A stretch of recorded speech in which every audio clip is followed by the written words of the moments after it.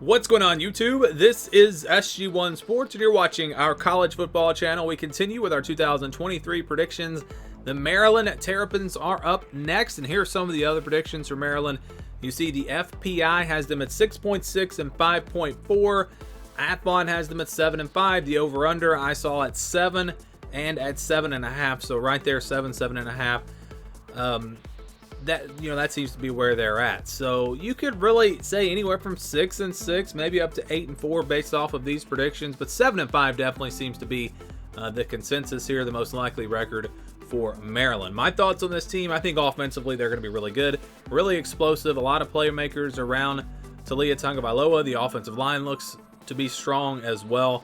So this is going to be an offense that can score points, and I think that's a big reason why some people are really high on this team. I think there are people that are probably going to pick Maryland at maybe even 9 and 3 or 8 and 4. A lot of people say this should be a top 25 team preseason. So I think there's definitely reason for optimism for Maryland, but I am a little bit concerned about the defense, especially the front seven.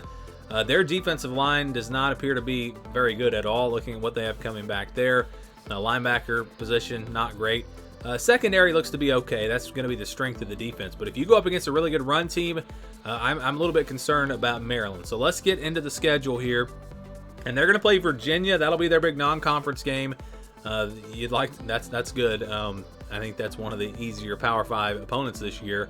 Then you look at who they play out of the West. They're going to play Illinois at home, Northwestern on the road, and then also Nebraska on the road. So they don't play Wisconsin or Iowa. So it's a really favorable schedule, and you can see how potentially they could, if they lose to only Michigan, Ohio State, and Penn State, and they beat everyone else, which I think they absolutely have a chance in every other game they play, you can see how this team could get to 9 and 3.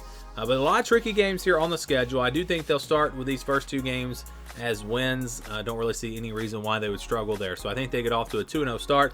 Then they'll play Virginia on a weeknight game, so that'll be interesting, playing at home. Virginia's not going to have the firepower to keep up with Maryland. They're not going to have the run game to slow the game down, so I just don't think this is a good matchup. I think Maryland wins fairly easily, and so I think they get off to a 3-0 start before playing Michigan State on September 23rd. Interesting matchup here. Michigan State is going to be a team that is going to want to run the football.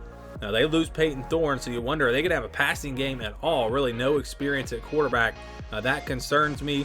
Michigan State, I think, will have a much better defense than Maryland, but will it be good enough to stop this high-powered offense? That'll be the question.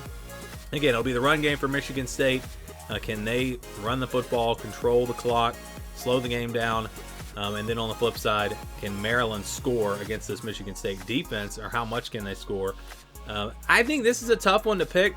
I think Michigan State, even without Peyton Thorne, is still going to get a couple of pretty good wins this year, and they're playing at home.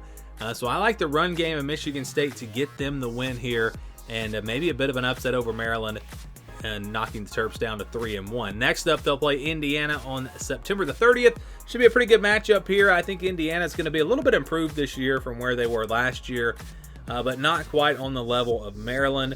I think the Terps playing at home will take care of business here. So I've got them beating Indiana. Then they get Ohio State on the road. This is going to be a tough one. I think Maryland will have an opportunity to score in this game and maybe turn into a shootout. But even in a shootout, I still think that favors Ohio State. They're as good as Maryland's offense is going to be. Ohio State's is going to be even better. And playing in Columbus, I just don't see how Maryland can win this game. I think Ohio State will win. Probably a lot of points. Maybe it's not a 30-point win for Ohio State, just because I think Maryland will score, but I think they will win by at least a couple of touchdowns. Then you get Illinois on October the 14th, and this is just a bad matchup for Maryland. You're going up a team that really likes to run the football, play good defense, be physical at the line of scrimmage. I think that's, again, a bad matchup for Maryland. Even playing at home, I think Illinois is able to slow this game down, run the football, and I think their defense will make some plays. So I've actually got Illinois going on the road and beating Maryland. And again, you're coming off of a loss to Ohio State. Could be beat up from that game. And this is going to be a tough spot here. So I've got Illinois beating Maryland. And then we get a bye week after that. I guess that's a pretty good spot for a bye week as you go down the stretch here with several tough games in the Big Ten. They get Northwestern on October the 28th. They will play them on the road. Northwestern is a tough team to figure out. We all know this team can come out of nowhere and win this division. I mean, or win the Big Ten West, I should say. We've seen it many times. And last year, I thought they actually were going to be pretty good, and they turned out to be awful. And so I don't really know what to make of this team. I think Maryland's offense should be good enough to win it, though. And so I'm going to go with Maryland to get this win and get to 5-3. Then they play Penn State on the 11th, or excuse me, on November the 4th, I should say, at home. And again, this is just a really bad matchup. We're talking about a Penn State team that's going to be more talented. It's going to be really good at running the football. It's going to have a really good defense.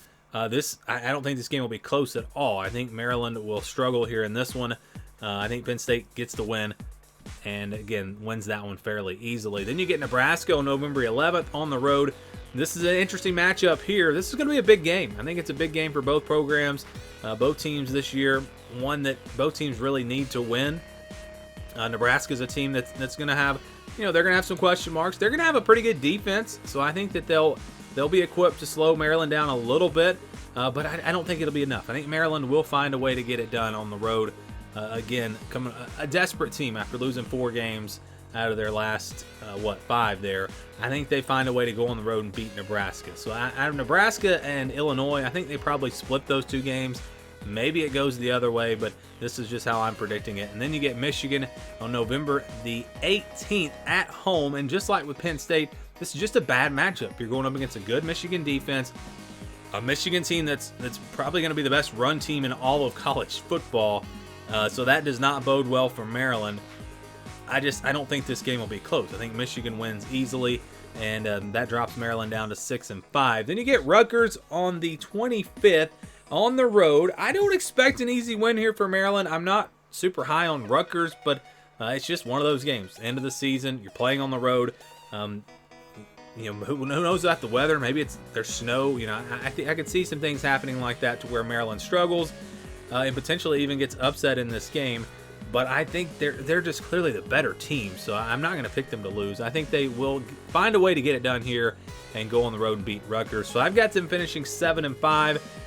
I think that's, I think on the low end here, I think that's probably the worst case scenario.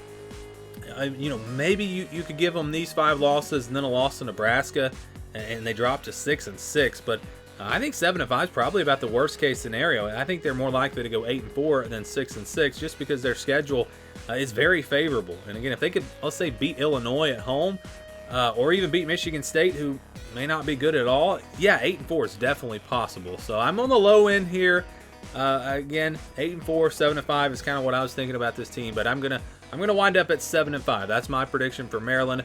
I would love to get your thoughts. Give me your predictions on Maryland and what their record will be down in the comments below.